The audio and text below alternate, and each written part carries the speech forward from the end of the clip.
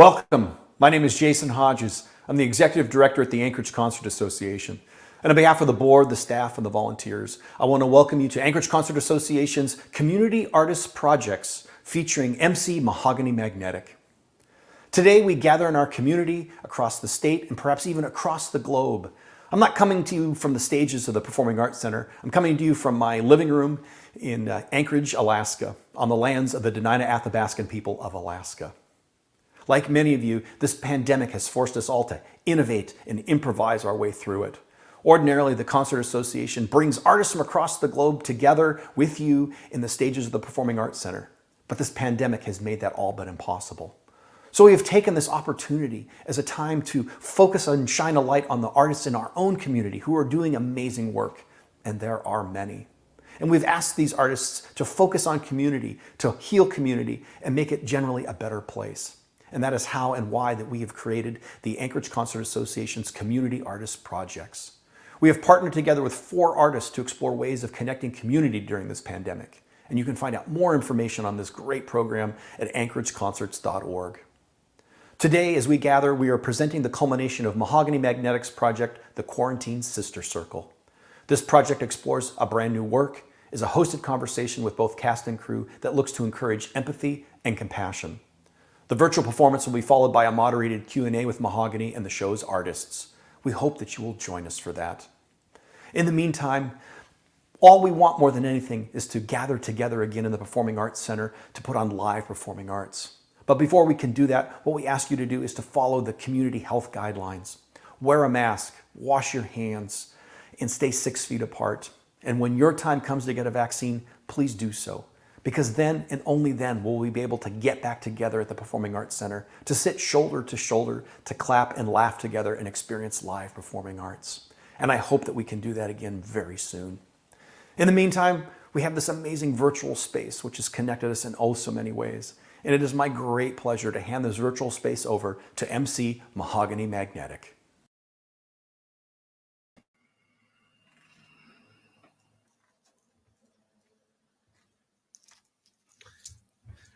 It's not cheaper to keep her. I'm a bad mamacita. Magnetic radiation going off in your speaker like what? Too many kids, so I'm not gonna cuss. My poetics originate from dark matter. I leave every open mic covered in blood splatter. Hold up, time out. Let me turn up the sound of baking cakes. I got the sweetness, so call me sugar mama. My lyrics are jelly, so that's why they jam. I'm your host doing the most is making poetry slam. Back up, give me 50 feet. I'm on the mic to make the cipher complete. Your favorite poetess spitting a verse, even if it rhymes slow. Put the gear in reverse. Your girl over here sparking up mad isms. That's right, you heard me. A cataclysm, an explosion, if you will. So let go and act ill with Mohagani. Yes, just like the tree. Magnetic, as in magnetically. With that Bagua style kung fu. MC for dropping mad clues. So the ball is in your court. What you gonna do next? I done showed you my good side and I'm still vexed. There's nothing wrong. You can't fix me. I'm a lady, but still rip off my clothes like Bill Bixby. Then turn all sexy green on your ass. Then it's like She-Hulk smash. And your entire paradigm has been terror transformed. Game over. Magnetic wins. Insert coin. Yeah, so that's my introduction to new people who haven't met me. So now you know how to pronounce my name, MC Mohagani Magnetek. And I am so delighted to be here with you all this evening. This is like amazing project, the Quarantine Sister Circle. It's a part of Anchorage Concert Association's Community Artists Project. And so we just spent the last 4 weeks, 5 weeks or so rehearsing on Sundays and, combining poetry and dance. That's what a choreopoem is. And this was inspired by Intozaki Shange, who wrote for colored girls who've considered suicide when the rainbow is enough. And that was back in 1976. and it premiered on Broadway. So it's a nice fusion of poetry and dance. So that's what we have here with this piece. And I hope you all enjoy it and you hang out with us afterwards. So we can have a little Q&A. You meet some of the cast members, and we have a wonderful moderator, Indra from out north. So we just got some really, really good people, and I hope you have a good time and you all staying safe and like, what I'm saying? This is all about love. All about love. We deep in the pandemic, so we need hope, we need compassion, empathy more now for others and ourselves than anything else. So I wish you all a wonderful night, and thanks for hanging out with us. It's the girl, MC Mohagani Magnetek. Your host is doing the most, so let's make matter move.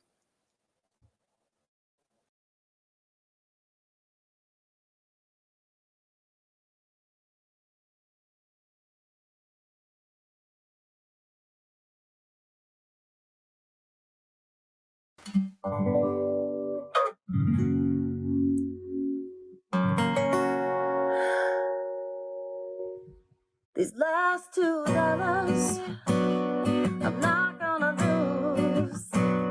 These last $2, I'm not gonna lose.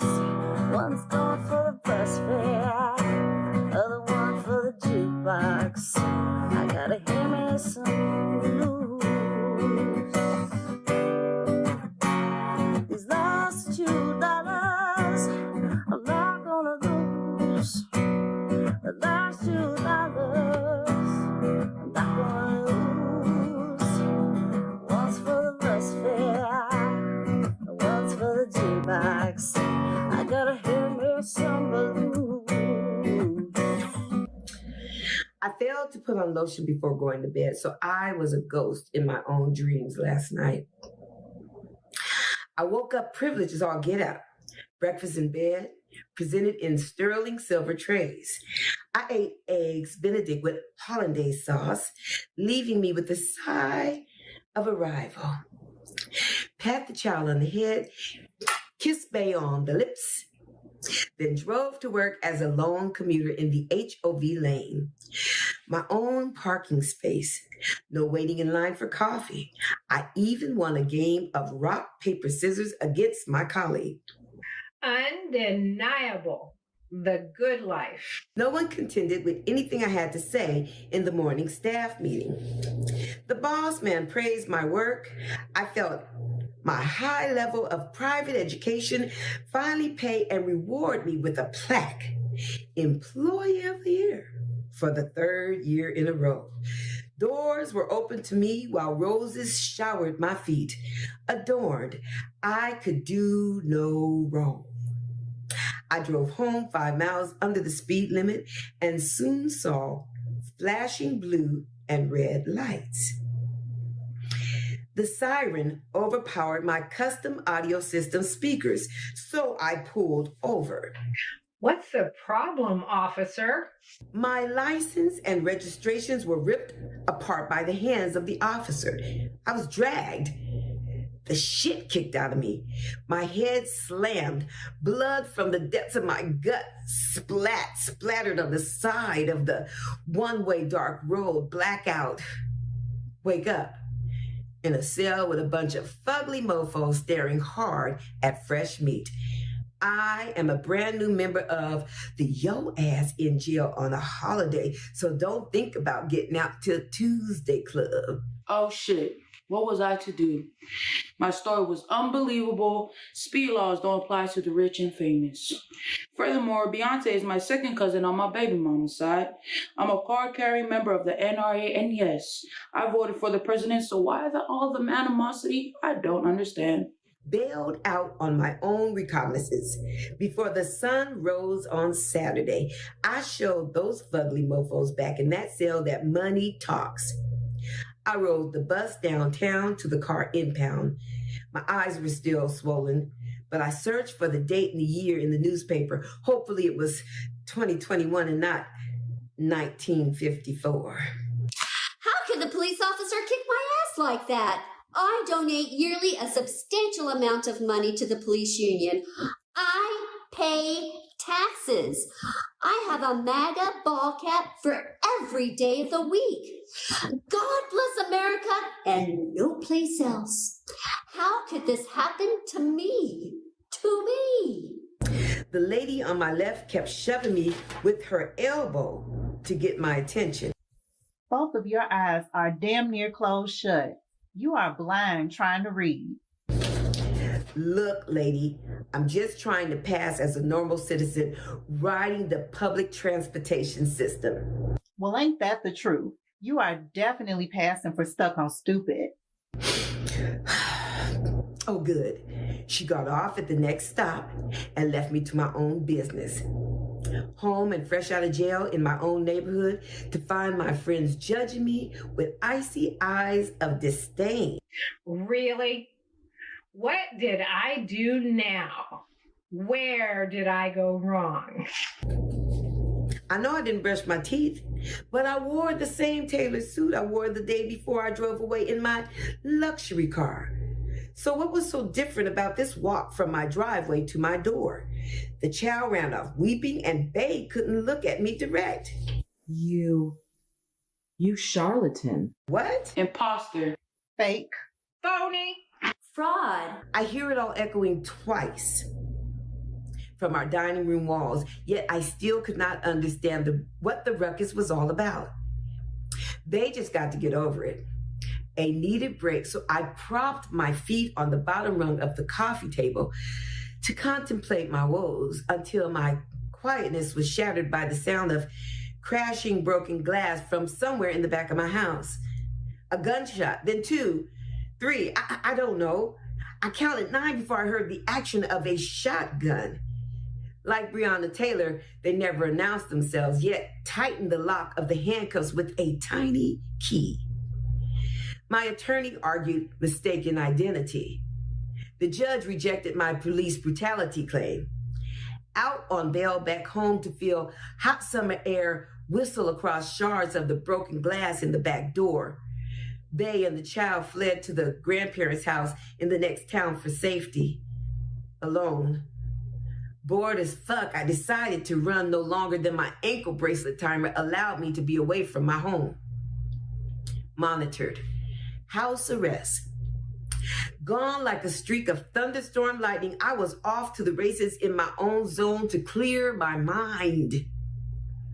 A loose pack of hunting dogs gave chase to my heels.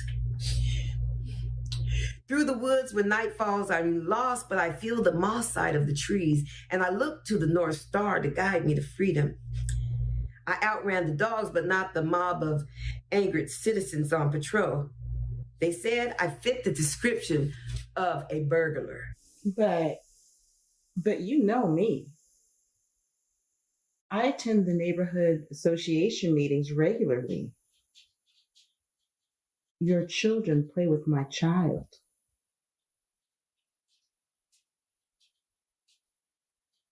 We had Thanksgiving together. Don't you remember the fruitcake I gave you for Christmas? A staunch, now followed by roping my ankles, my wrist bound behind my back. They hoisted my body to a strong tree that held my weight and cinched a savory noose around my neck with no explanation as to why the bonfire grew hotter and hotter under my feet, engulfing me in flames, too exhilarating to maintain consciousness, exfoliation in my last breath, and I died. At heaven's pearly gates, I stood in a long line, but I knew I didn't belong there. So I shuffled over to the shorter line, designated by the hanging sign, whites only, as if dirty laundry sorted on color and not on funk. My turn, front of the line. No go, amigo. Your name is not on this list. Didn't you read the sign? There's no place for you here because, well, honestly, to be frank with you. What do you mean? Be frank with me. I mean, you are not the right color for heaven. What? You mean I'm not white? Exactly. But my entire life, I thought I was white. How come no one told me I was a nigga? I ask myself, sitting in the colored only section of the balcony, looking down on another soul who never awakened from a dream because they didn't put lotion on before going to bed. See, that's where I went wrong. If I had put lotion on, I would have known I could get my ass kicked, tossed in jail, and charged with DWB, driving while black. If I had used a few dabs of shea butter on my elbows and my knees, I wouldn't have been gunned down for being black in my own house. If only I had applied lotion to my black skin, I wouldn't have been a ghost, lost and confused as to why they beat me, shot me, hung me, burned me, lynched me. Damn, I believed I was white. And all I really had to do was put on lotion and stay black and die.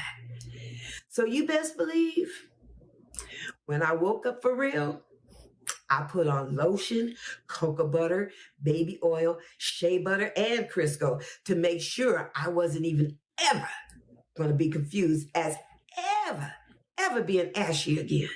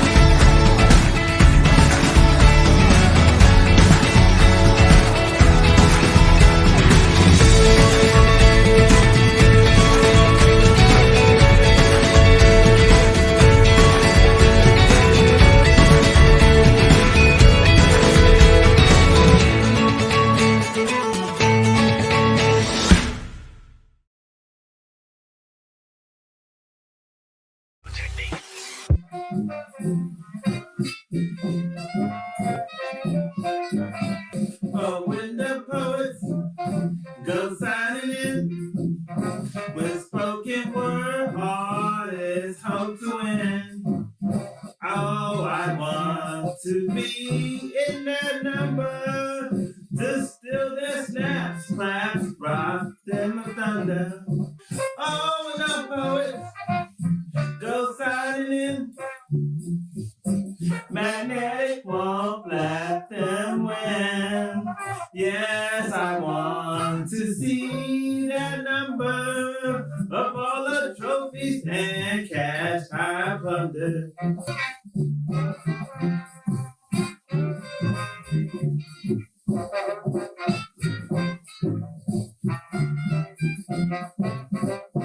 You see, Lady Luck had not been on my side for quite some time now. But everything is on the up and up now. 2 nights ago, I caught the bus to the Pool Tabs open mic at the bar down the street from my house. Yep, the one with the jukebox in the corner. Lately, I haven't been able to win for losing, but I messed around and won $3 the other night. However, a lady at the Pool Tabs lost all her money and was feeling the blues. On stage, the lady in pink didn't just sing, she sang.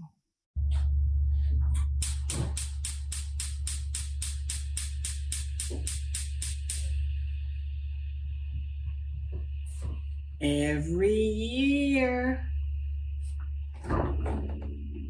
crunching numbers in November. Let's have a moment of silence to remember the fallen.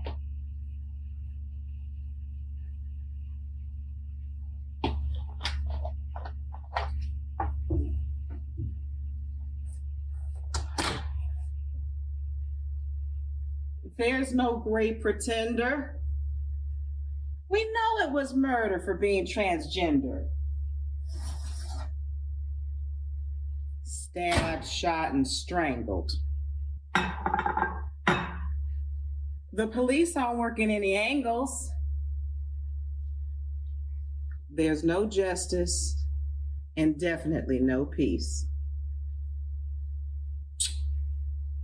Maybe in the afterlife for the deceased.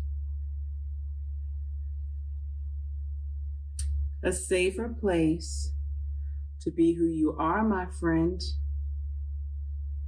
I hope you don't have to travel far for freedom, equality, and respect. Now, don't forget, the young people on the side,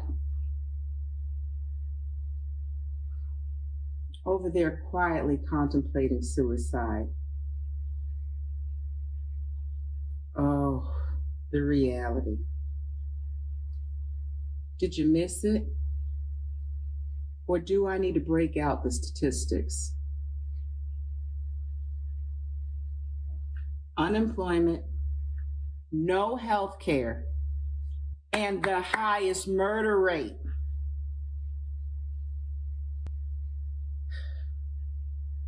It's clear gender nonconforming people can't get a fair shake. With blunt force trauma to our head, tossed in a river, sexually assaulted, and left for dead. We need to take a stand and fight back. Extract some DNA during the attack.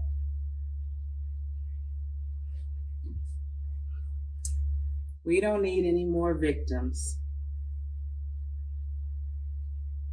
We're all just trying to make a living.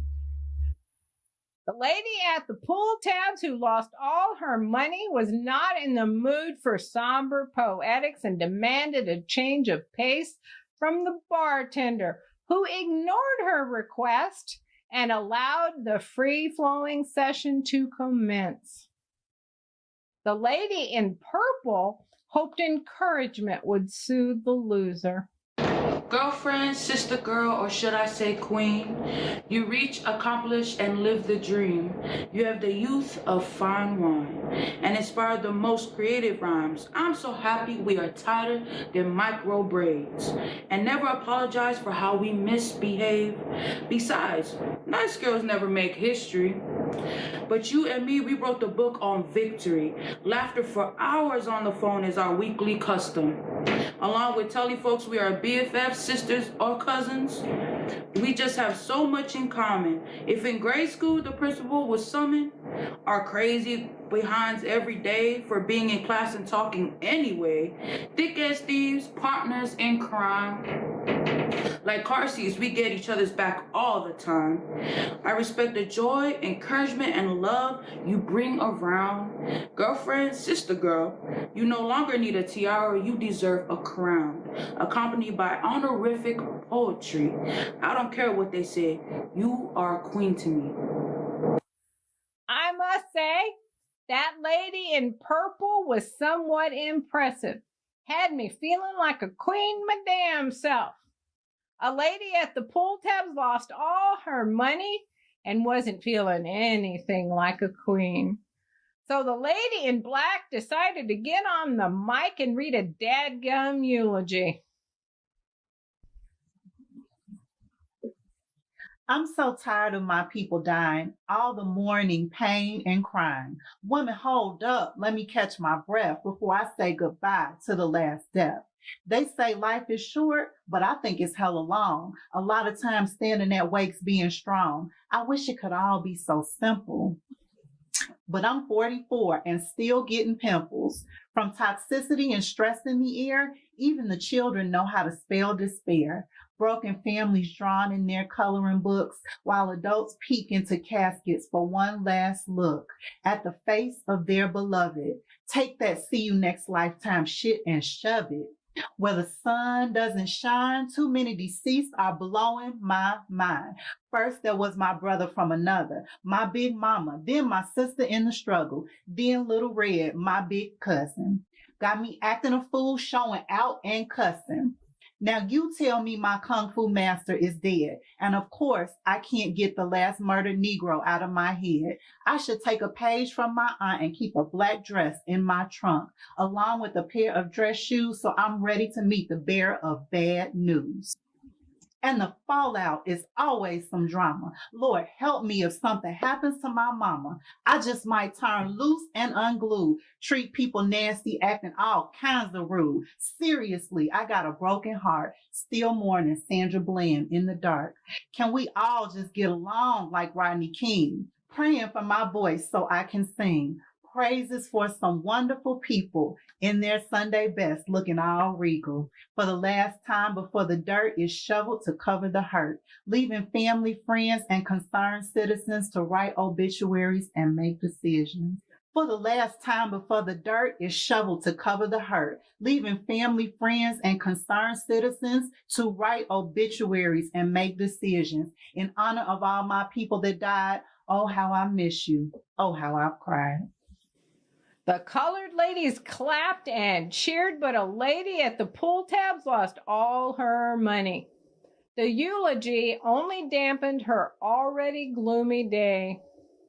All the colored ladies except me invited her to the stage with open arms to tell her story so they could see how they could be of more help. The lady at the pool tabs who lost all her money clutched the microphone to speak her blues. I lost all my money tonight, and I wouldn't be here if my man treated me right. The son of a bitch took me to court today to make sure I surely pay. The judge dared to ask if my house is a hot mess. Well, of course I said yes. He doesn't work, and he uses my mailing address. He gets online spreading rumors and then dares to say I lack a sense of humor. Rent is due the first of every month, but mind you, not a single penny from the stunts. He's a lazy bastard, a slimy slob. But, Your Honor, the reason why I don't have a job is because what happens is I don't get paid. Every time I go for an interview, I get chased away with a can of Raid.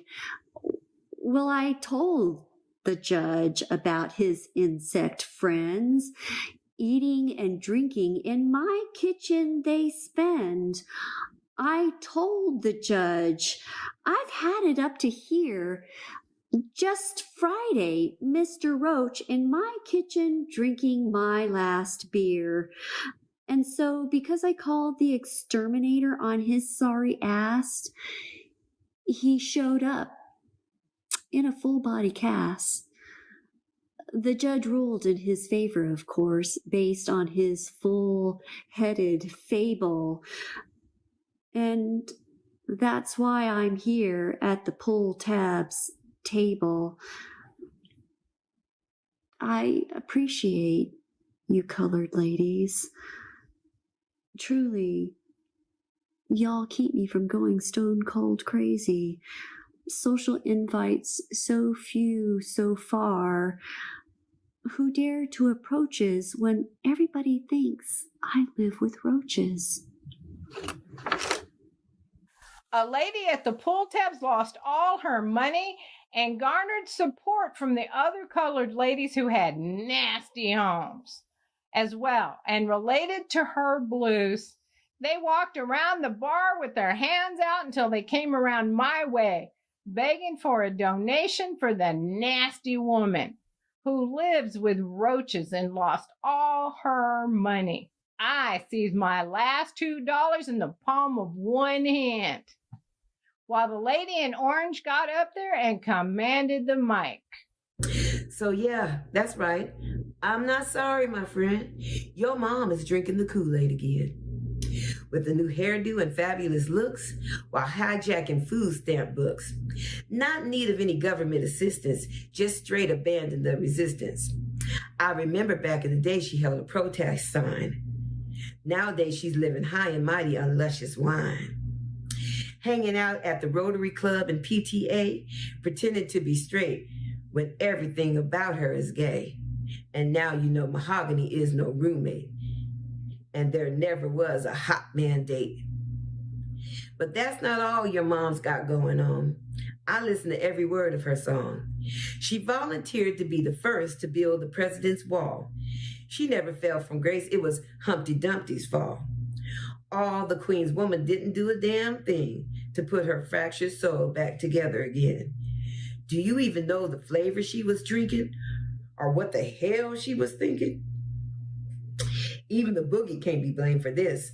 I'm sorry, my friend, but your mom is a hot mess. After the lady in orange broke it all the way down until it was forever broken, I inserted 2 quarters in the jukebox for some Johnny Taylor Down Home Blues. But the lady at pool tabs who lost all her money waited for me to have a change of heart, but all she got was a soda water from the lady in blue who said, "Now look here, colored lady. I ain't getting any younger. I'm the kind of woman that doesn't donate to child hunger. I don't give a hoot about the March of Dimes or breast cancer awareness. No disrespect, but in all realness, I don't buy green bananas because I don't have that kind of time. I don't feel sorry for you because these last $2 are all mine. And I'm not going to lose. One's going for my bus fare and the other for the jukebox to hear me some blues. I don't know about you, but I count these last $2 as a blessing. And from watching you all night, I have learned my lesson. So please, colored lady, have a Coke, a smile, and shut the fuck up. My song is playing, and I'm riding high on Lady Luck."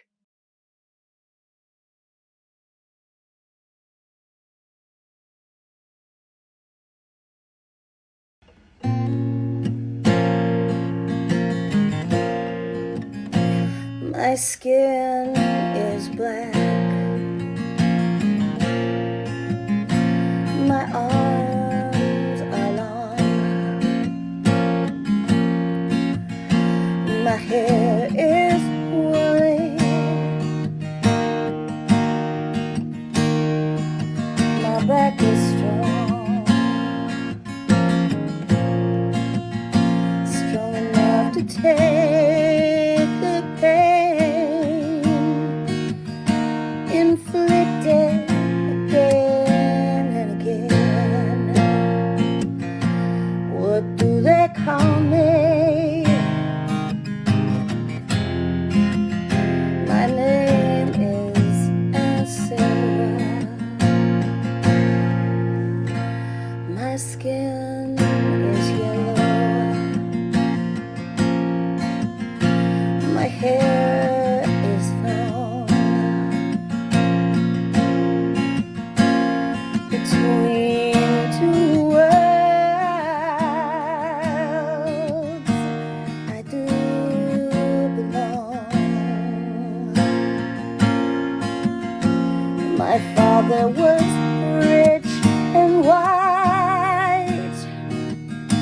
He forced my mother late one night.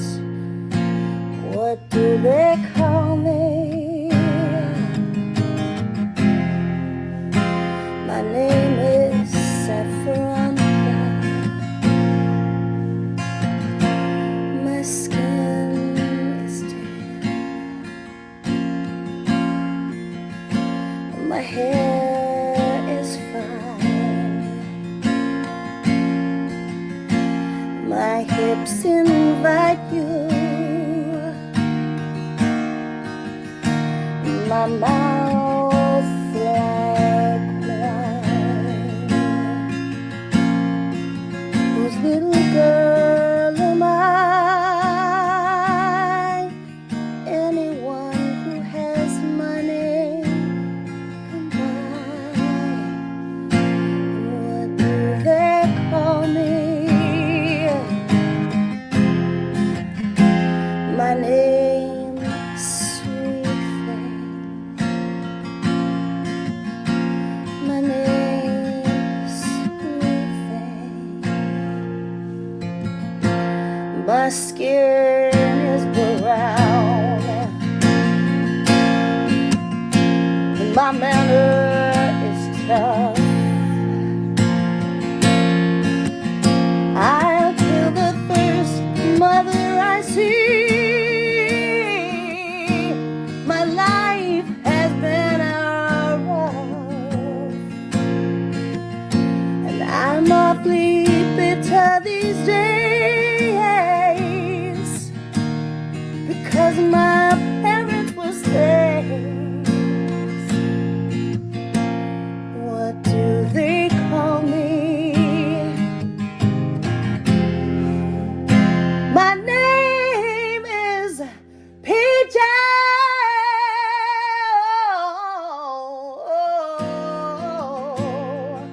My name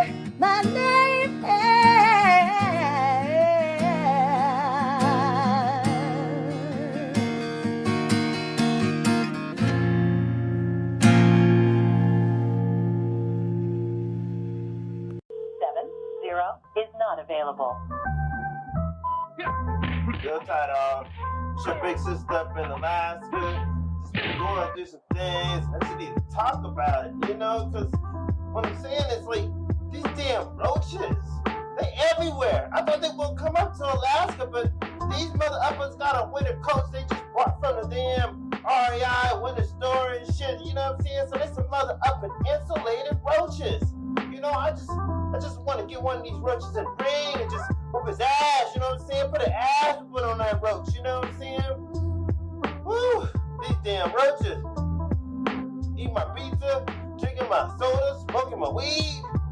I can't believe these roaches don't move to mother up in Alaska. What's up with this? Peace. Shouldn't be so confident. Any reason why not? Guys don't take their mark, they gotta stay in their lane. Then they gotta get set. They gotta get their thoughts together. So do we when we start our day. And lastly, they get ready to go.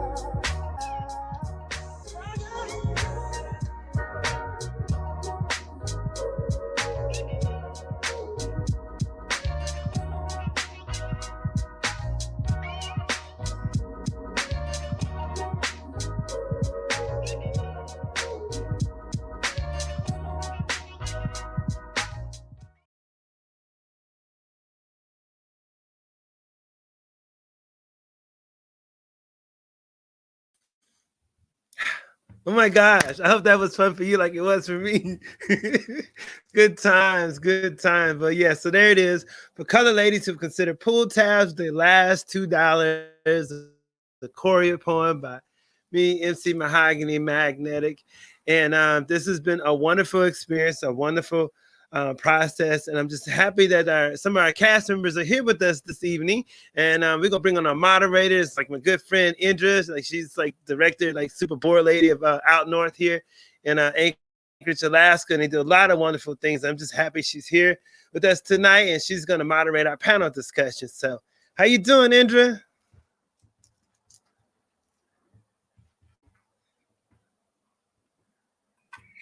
Thank you. This was a fabulous work. Thank you for having us. Thank you for doing it. I'm excited to talk to the other folks. And yeah, let's get started with some questions. Right on.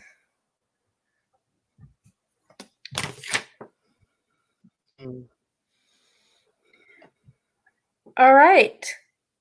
Well, welcome everybody, and thank you, Mahogany, for having Out North here in this conversation. This was an incredible piece of work. I was really happy to see it. I saw it earlier today, and the second time I saw it, it was even better. So I know that that you're doing this again tomorrow and Sunday. So if you saw it today, come back tomorrow, come back Sunday. And so first of all, congratulations to everybody. And my first question is actually to you, Mahogany, because so we're familiar with your work and we've seen you like do amazing things, but we always hear it from you. And it was really amazing to see your work, across so many different voices. How did you manage to put all this together and, take it from your own voice to others' voices?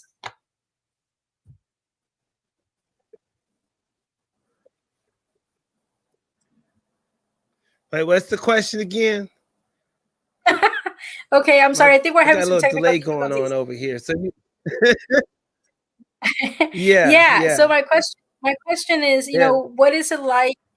What was it like for you to put this venture together and to hear your voice, through others, in many other voices, reflected in many other voices?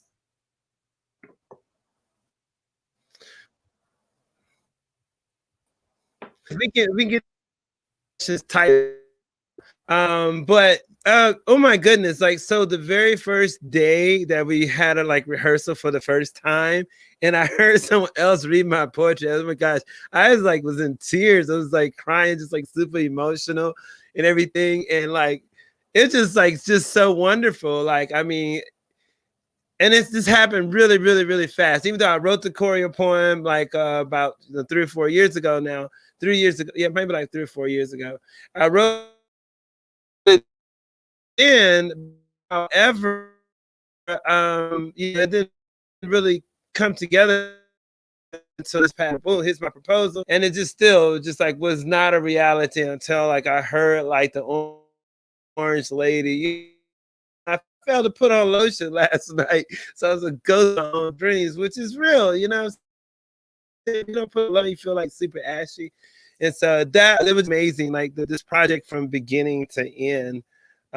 So yeah, I don't know. It's all kinds of wonderful. It's all kinds of beautiful. It's cool. It's good stuff. Thank you. And so I think there's a little bit of a delay. So I'm sorry about that. But this is fun. We're gonna get through this because it's great. Can you guys or gals rather talk a little bit about how you came to be part of this project and what your role was in the project? Anybody want to start? Maya, I'm going to pick on you. Yes, I can start. My name is Maya. I danced the role of the Pink Lady.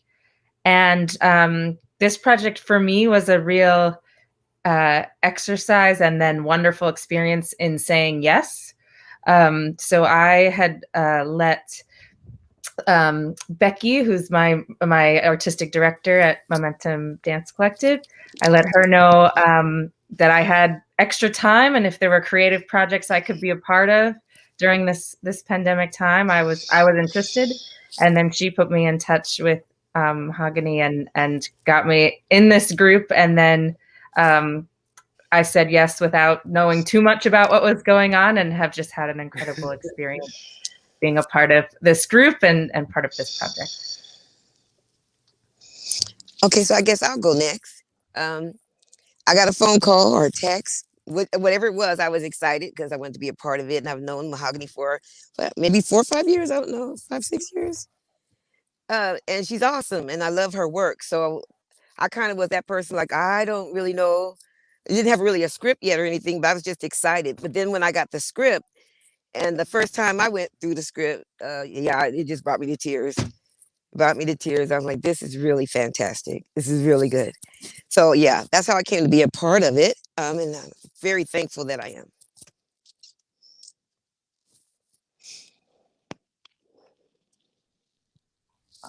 I can hop in. I was brought to the project through Mahogany. She was aware that, I'm a new resident of Anchorage, and suggested that I join the project to not only get back into the art world, but to also make connections. And that has been just one of the kind of added bonuses to being a part of such an amazing project. I feel like I'm definitely walking away with some strong relationships, and I look forward to whatever fun trouble we all get into the next project.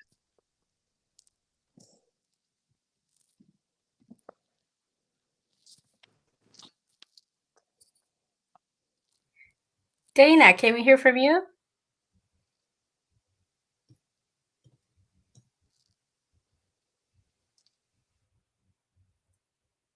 Okay, maybe we're having some delays. Well, the other thing that struck me about the performance is how wonderfully cohesive you are as a group. And I'm wondering about your experience in producing art in quarantine, being the Quarantine Sister Circle. What was that like for you guys? Mahogany, Yeah, what was it like for you? that was a real challenge. That was a challenge producing this. And it wasn't necessarily because of the social distancing and everything. It just really coordinating with the people. The original idea, and I remember the very first day we got together, so y'all, we about to make some art together. And when we making art, we have an idea what it looks like now, but it's going to be something totally different when everyone brings themselves, bring different things to the work. And that's what happened. And then like 2 weeks ago, it's like, yo, it'd be much clearer if we just like boom, like make a film out of it and everything. The risk we have in here.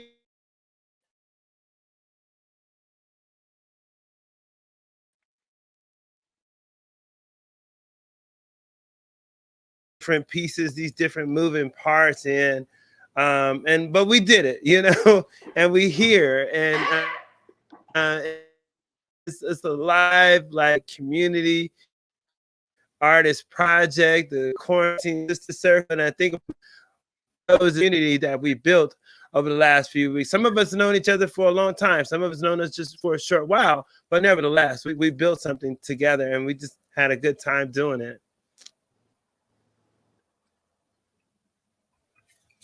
What about for you, Maya? What was it like to produce art right now? Can everyone hear me?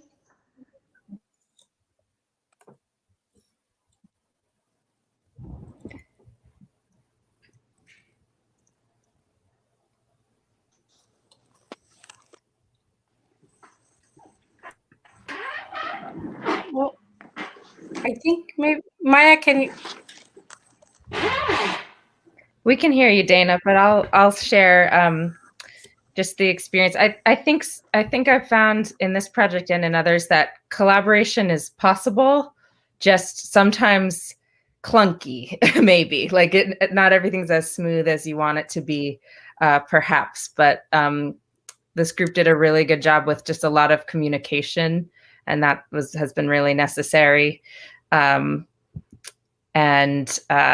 Yeah, I think being flexible and rolling with the challenges as they come, but I had the joy just to be in the studio with 2 other dancers in a very safe way to film my portion. And that's an experience of dance in particular right now, and arts in general, that we don't have, is being together. And so even just for those couple hours safely and masked and just with a couple other people, it was really nice to share that space and have them give me feedback in the moment for that sort of a live performance for 2 that then was part of this recorded performance.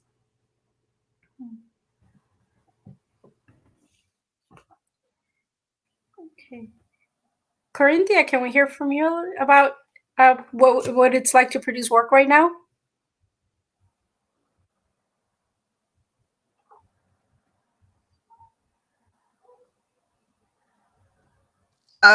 Challenging, but I feel like if you're an artist, though, you just meet the challenges with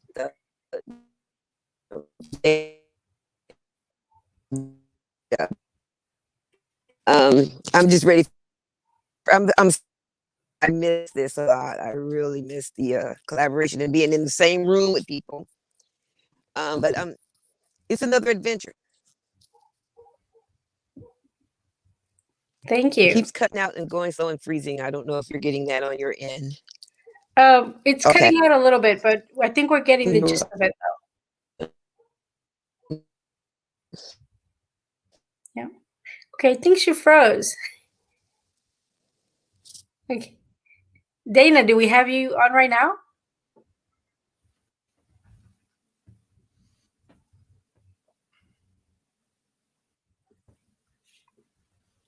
Yeah, I think a big part of the issue is we're in Alaska and it's been snowing all day, so the overcast.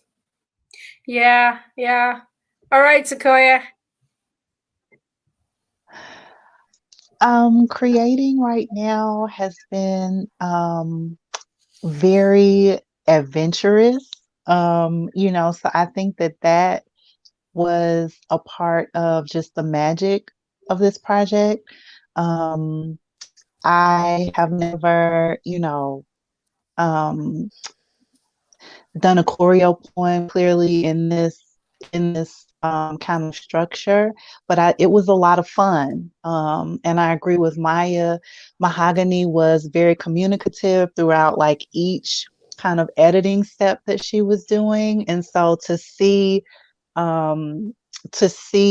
the product kind of being built out in this way, or the project being built out in this way, and then the final, like, it's been like, wow. So yeah, it's been fun.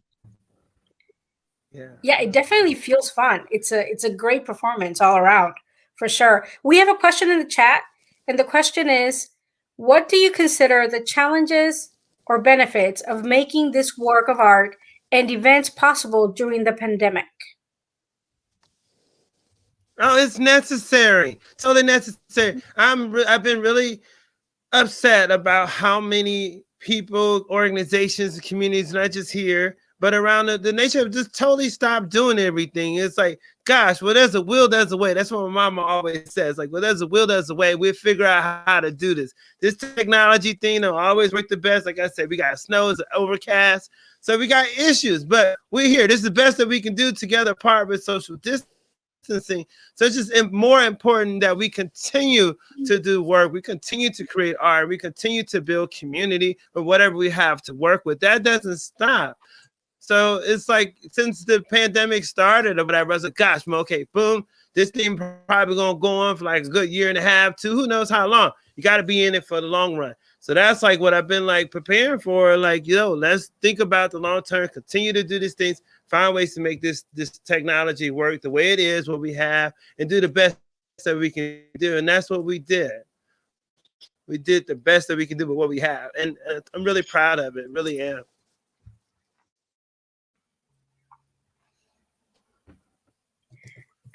Okay, does anybody else want to respond to it? If not, we have another question. Okay, so the other question is from Jasmine.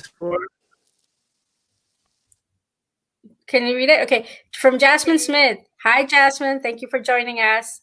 What advice do you give to a woman to women who are just starting to explore art or find their artistic voice? How or when do we start? I don't know. You start at 3, 4, 5 years old. So you would pick up a crayon and write or draw, or, you know, or you can spit or whatever, you know, use our body. We have our voices and stuff, you know. Yeah, start where you at, right? And create whatever you want to create. There's no such thing as coloring inside the lines. You know, there's no such thing as good art, bad art. You know, even when it comes to poetry, I mean, there's some whack poets out there, no doubt. But, you know, I'm an MC. But nevertheless, I digress. But, you know, it's just a matter of you putting in the work and the energy and developing whatever it is that you're working on. Put your heart into it, put your heart, your mind to it, and it will be fine. But you just have to do it. You know, and then like someone, I saw a comment like a few weeks ago talking to someone. It's like, what else is there to do? It's like, there's nothing else to do but make art. All real things, you know, so ART. So just do it. Just do it. And don't let nobody stop you. Don't let nobody tell you, oh, no, that poem sucks. No, that painting is no good. Don't, because like, they're not the judge. You know what I'm saying? You can't even judge an artwork until it's complete. And even then, you know, people are still talking about, you know, Jacob Lawrence work, still talking about Zora Neale Hurston's, you know, We Are Eyes Are Watching God, like almost 100 years later. So whatever, you know, just do it, people. Just do it, young people. You got it, you know. And if anybody give you a problem, just tell them, you know, come talk to me. You know, Mahogany Magnetic set them straight for you. Hope that helps. All right. All right. What about other folks? What thoughts do you have about, what advice do you give women to just get started?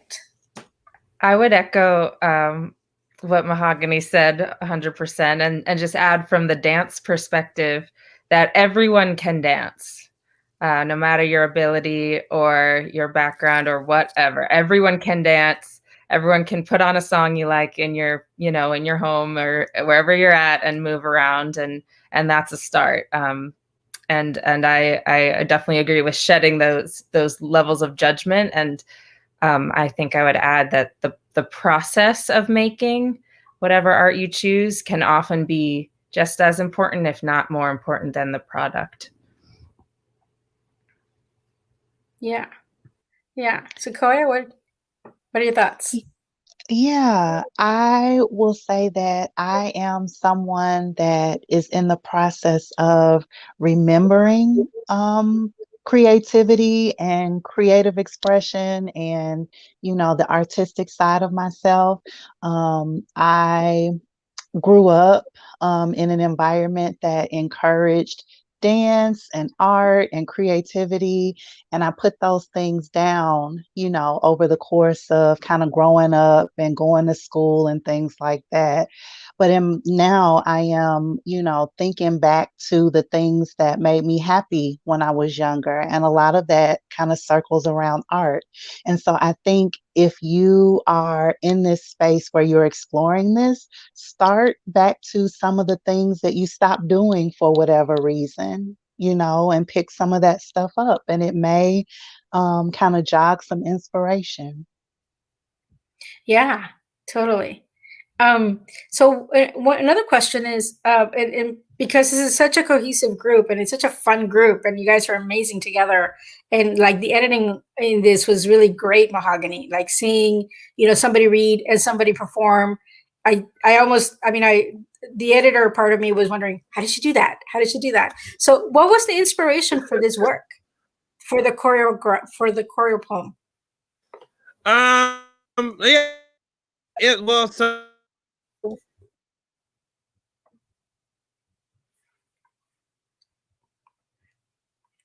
Oh no, I think she froze. Or am I frozen? and yeah, so I read it, and when I got to the very end of the book, you know, she asked, Intozaki Shange asked the readers to create your own choreopoem. I was like, okay, I'll give this a chance, you know, see what I do. And then I started putting all these little pieces together, these little poems, and I noticed that because, you know, there's a lot of people don't understand what poetry, just because what the narrator is different from the writer. The speaker in the poem is different. And I noticed these poems all had different voices. It's like, oh my gosh, I got different characters here. I can make this choreo poem happen. So then, it's just a matter of then bringing the other side. We have the written, it's just getting the dancers involved. And I was just so happy my friend Misha with Sankofa dance company here in Anchorage, like came on board and like did this choreography. And from the editing point of view, one of the things I found was really interesting was that because the dancers stuck with the text, right? So their movement was in line. So even though some of the speakers, the poets, the actresses, their voices were slower, their cadences were slower or faster, but by the choreography being with the text, oh my goodness, it mashed up like perfectly. When I just synchronized the duration of each of those clips. It's like, oh my goodness. Like with the black lady, you can clearly see her gestures, when she's speaking, and you see the dancers' gestures at the same time. It's like perfect. It's like magic. Yeah, total.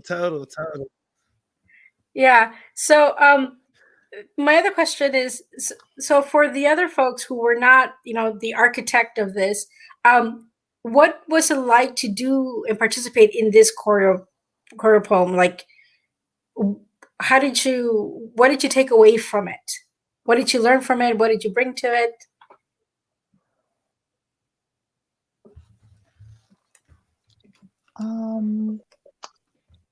I will say that I am super grateful for Mahogany and just her patience. She was very helpful in, kind of directing and advising around what she wanted, at least for my part related to the Black lady, but also very much encouraged space around make this how you feel, it should look. So there was enough space for me to be creative, but also enough of a container where, I was able to bring to life the vision. Yeah. And we as dancers also had a lot of freedom to express the text of our character, which was just so wonderful. And sort of unique to take a character that's on paper and in words and then embody that. It was very, very satisfying to read the script, my specific sections over and over, and then sort of say it to myself as I was moving, and then to eventually hear the recording of the actress as well. And to let that develop into what you see. It was very satisfying, especially with this powerful, strong material. So in how the work was divided up, Mahogany, how did you pair the parts of the poems with specific people, or how did you choose your parts to for lack of a better word? Whatever the each actress gravitated to, because it's like the first day I was like, look, y'all, this is a community thing. You can do whatever part you want to do. There's nothing assigned here, and just like people just gravitated to a particular thing for one reason or another. And so, but I would say the last part, the blue lady, was the only one that really, I think that was the decision, a choice that I made, right? And because like all the other people was there choosing their things, but I still don't have anyone for the blue lady. So then just a few weeks ago, me and my friend, the blue lady, Becky Roberts, was doing this We Love Sudan thing or whatever. And I heard her, I heard her compassion, love for the world, and all that great, wonderful things. I said, oh my gosh, this is the perfect person to say, I don't care about breast cancer and wellness or feeding hungry children, because that's the essence of this thing. It's like we talk about compassion for others, we talk about love, but there's always somebody, or maybe it's you, yourself. Like, I really don't feel like this day. Every time I go in the grocery store and I'm buying my groceries, and they be like, you at the cash register, feed the hungry children. It's like, oh no, there's a hungry adult right here. That's why I'm in the grocery store in the first place. So we have this only so much that we can do, so much that we can hold. So that was really good to like have this person here do these particular lines. But everyone else just kind of like, choose their own thing and did it. And it was just amazing. And then Misha just like totally had me like fooled. I was like, where's the blue lady? We don't have the bio information for the blue lady. And I forgot, that person doubled up and I didn't realize it was Misha. And even looking at the film and stuff, I was like, oh my gosh, she really is a good dancer, because I thought that was a totally different person. She said, oh no, that was just me. I had a wig on, And so, and then she was in charge, of organizing the dancers and getting those parts together. And I don't even know how that all went together, but it just like, boom, it's perfect. So I was like, all it is just footage. And that's one thing I've learned over the years. The more I've been, working with film and producing things, is that you just get footage, get it in. But when you put it in the editing software, and that's where all the creative things come into play. So we make what we have. And I love the fact that my friend Anna, that was the other solid choice too. Having my friend Anna's killing in there. Because one of the things that we don't see a lot of, we don't see people with physical disabilities on screen, on stage. And since we've been friends, I've gotten involved in quite a few things, because it's just important that, everyone is seen. We talk about representation. It's like, yeah, so what? I'm saying? I'm a non-binary, trans, Black woman. And yeah, there's plenty of other people in the world other than MC Mohagani Magnetek. And it's like, we need everybody on there. I was like, so that was definitely like a choice, probably a first choice that I made. And everyone else came because I was like telling my friends, they was getting all hype about it. It's like, yes, of course. Like, yeah, I hadn't acted in a long time, but okay, cool, Mo. Okay, Mo. And it was like, it was like in there. So it's good stuff. So, you talk about inclusivity and diversity, and those are definitely reflected in this piece. Can you talk a little bit about the idea of, the colored ladies, the use of color to refer to people and characters, and also, okay, so yeah, once again, you have to go back to. Okay, well, go ahead. Yeah, you have to go back to the original text. Yeah, you have to go back to the original text. Ntozake Shange's work for colored girls who consider suicide when the rainbow is enough. In that work, the characters are named based on color. Those are the characters' names. There's red lady, purple, red. I can't remember all the colors in her work or whatever and stuff, but that's how it came to be, how we got to colors.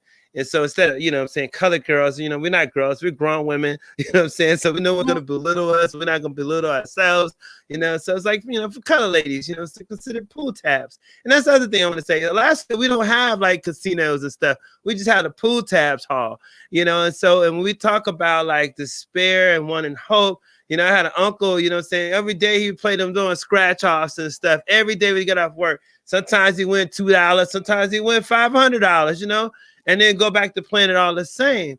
So when we think about having hope, and I think that's what he said to me, is like, man, this might be my day, right? So we got the pool tabs, here. That's how we got there. But so that's how we got to the colors. I hope that answers your question.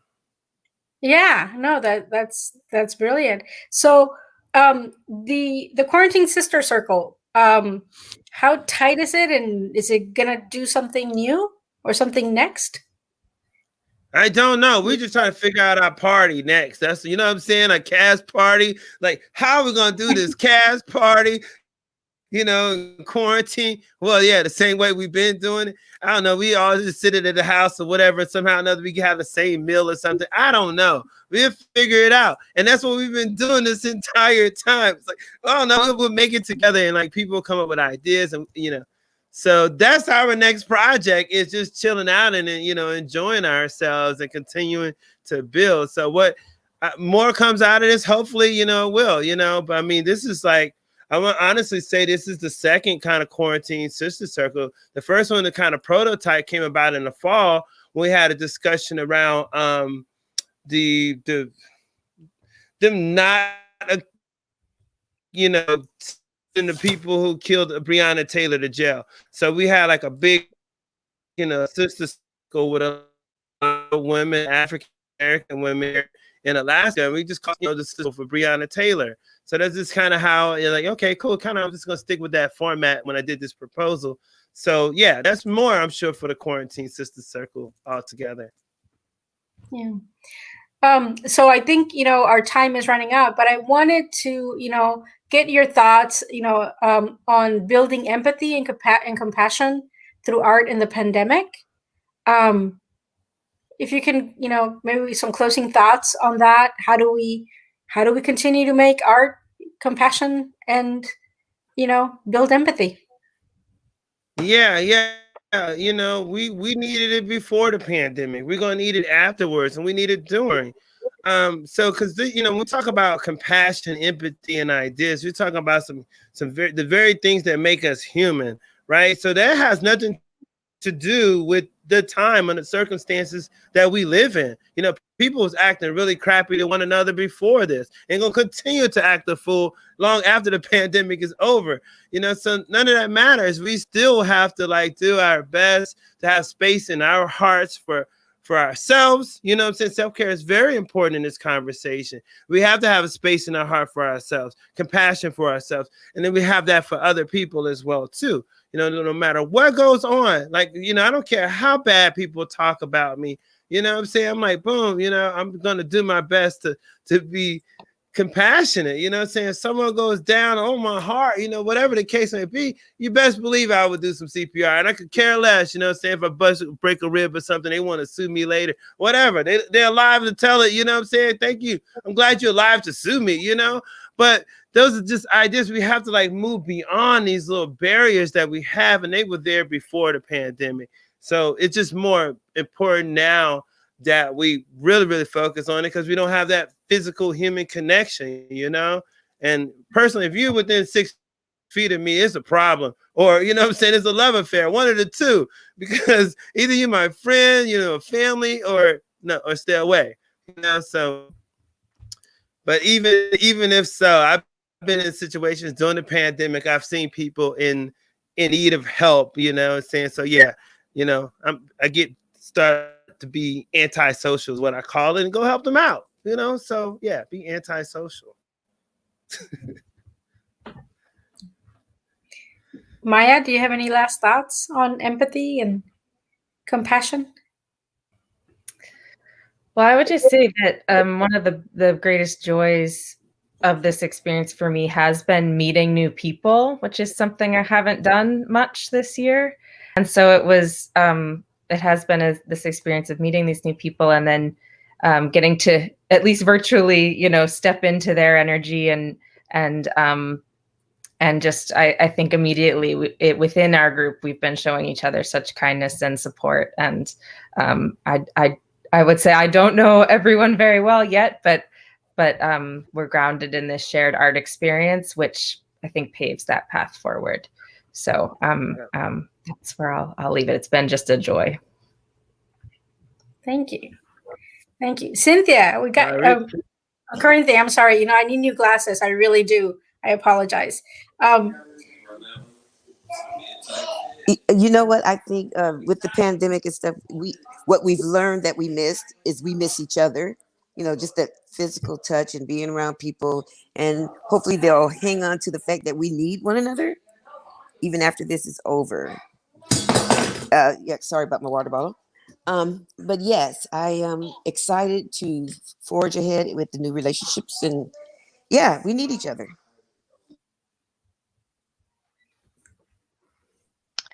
One of the reasons that I was excited to be a part of the project was because of the realness, the accuracy, the grounded in reality kind of content of Mahogany's choreopoem.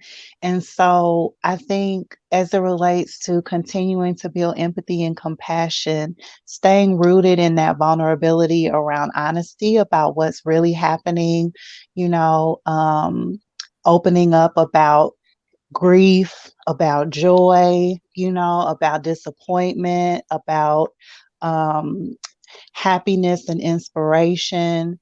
I think all of those kind of components, and again, that honesty and realness is what will help us with continuing to bridge that empathy and compassion through these really just challenging and uncertain times.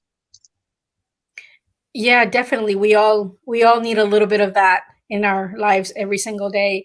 I want to thank Mahogany for the opportunity to be part of this conversation. I want to, Dana, we lost you, but you're here in spirit, and your performance was just like everybody else's, amazing. And yeah, I'm with Out North, and we're very happy to be part of this. And Mahogany, I will turn it out, over to you. Right on. Thank you much. Thank you all for a wonderful evening and hanging out with us. And I hope you enjoy the show.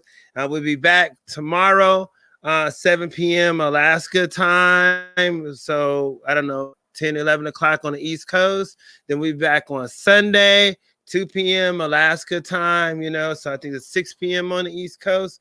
So yeah, this has been wonderful. So, sorry for the interruption of your regular scheduled program. This was only a test to see if you give a damn about transgressions in your newsfeed as you scroll down to perceive past atrocities against humanity. A blind eye so you may not see the pearls of a second-class citizen. When you still have analog for best vision, outdated, archaic, played-out education. New day, same funky situation, getting down on the most basic human level. Don't swipe left or become disheveled. There's only test to see if you give a damn. Now, back to our regular scheduled program. Boom, boom, boom, boom.